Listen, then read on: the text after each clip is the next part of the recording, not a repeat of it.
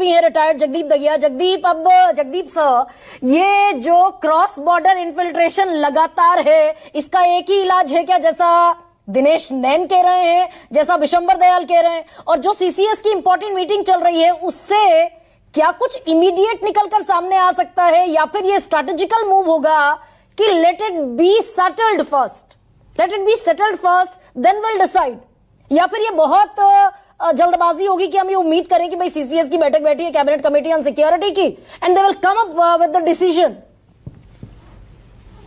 गरिमा, इस समय देश की भावनाओं की हम इज्जत करते हैं और देश में बहुत ज्यादा रोष है, लेकिन रोष में अपना होश नहीं खोना चाहिए। और हमें पिछली बार जब भी ये इंसिडेंट हुए हैं तब हमने क्या किया, कैसे किया, इसका एक थोड़ा सा मैं खुलासा करूंगा।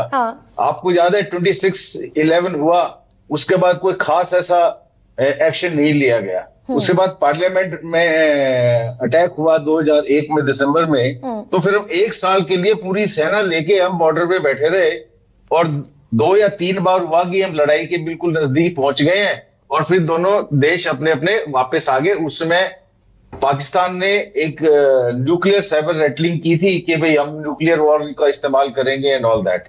उसके बाद आप देखिए पठानकोट में अटैक हुआ, उसके बाद उरी हुआ 18 सितंबर को, हमने सर्जिकल स्ट्राइक किया 29 सितंबर को, 12 दिन का 10-11 दिन का फर्क था। उसके बाद पुलवामा हुआ 14 फरवरी को, और हमने बालाकोट में अटैक किया 26 एयर स्ट्राइक 26 फरवरी को। तकरीबन 10-12 दिन हमें ये लगे थे। तो इतना टाइम, तो इन भावना से उठ के सभी चीजों का संज्ञान लेके तभी ये मिलिट्री डिसीजन लिए जा सकते हैं। आई कैन नहीं, इंटरनेशनल फोरम पर बहुत बार कोशिशें चलती हैं सर, इंटरनेशनल फोरम पर पाकिस्तान को आइसोलेट करने की बहुत मर्तबा कोशिश चलती है। अमेरिका जिस तौर पर एड भेजता था पाकिस्तान को, उस एड में बहुत कटौती करनी पड़ी पाकिस्तान को। तो ये इंटरनेशनल फोरम पर ले जाए जाने वाला मुद्दा है, या फिर बायलैटरल, ये between the 2 countries only? No, ये इंटरनेशनल मुकदमा तो बन गया, जिस तरह से रिस्पॉन्सेज आ रहे हैं बाकी देशों से हमारे सपोर्ट में, और सभी प्रेसिडेंट ट्रंप है, प्रेसिडेंट पुतिन है, और यूरोपियन नेशन है, सब ने जेडी वांस जो वाइस प्रेसिडेंट थे वो भी कह गए कि we will give all kind of assistance, but the assistance what we are looking for is isolation of Pakistan, not any military assistance. Military action जो भी लिया जाएगा वो भारत के अपने दायरे में लिया जाएगा। अब किस तरह के मिलिट्री एक्शन हो सकते हैं? जैसा कि सजेस्ट किया जा रहा है, आप एलओसी को एक्टिवेट कर दो, एलओसी को भी ग्रेजुअली एक्टिवेट करो। एलओसी को ये जो किरण और गुरेज सेक्टर और मशकोर दराज, जो कि इस पहलगाम के से क्लोजेस्ट एरिया हैं जो एलओसी के, पहले तो वहां पे एक पनिशमेंट जारी की जानी चाहिए, ताकि हर एक पाकिस्तानी पोस्ट के अंदर एक घबराहट पैदा हो कि मेरे यहां से अगर इन्फिल्ट्रेशन हुई तो इसका खमियाजा मेरे को भुगतना पड़ेगा।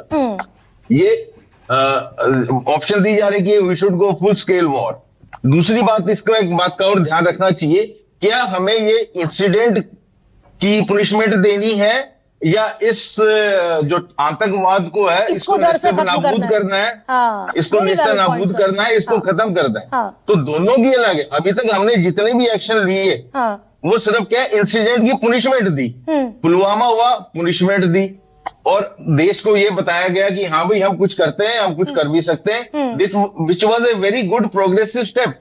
उरी हुआ, सर्जिकल स्ट्राइक किया, उसके बाद एयर स्ट्राइक हो गया। तो हम भी, हमारा रिस्पॉन्स भी क्या है, slowly has been in a graduated manner and upscale हुआ है।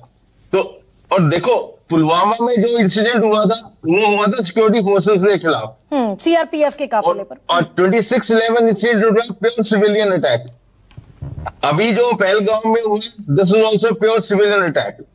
पहले भी क्या हुआ था पठानकोट में भी, which was an army establishment attack, और जम्मू कठुआ में जितने इंसिडेंट होते थे ज्यादातर वो आर्मी सिक्योरिटी फोर्सेस के खिलाफ होते थे। Sir, let's talk about, if will talk about only Jammu Kashmir, Mumbai के टेररिस्ट अटैक को अभी अलग रख देते हैं थोड़ी देर के लिए, तो क्या इसमें ये भी पैटर्न दिखता है कि आम सैलानियों को, पर्यटकों को, टूरिस्ट को अमूमन निशाना नहीं बनाया था आतंकवादियों ने?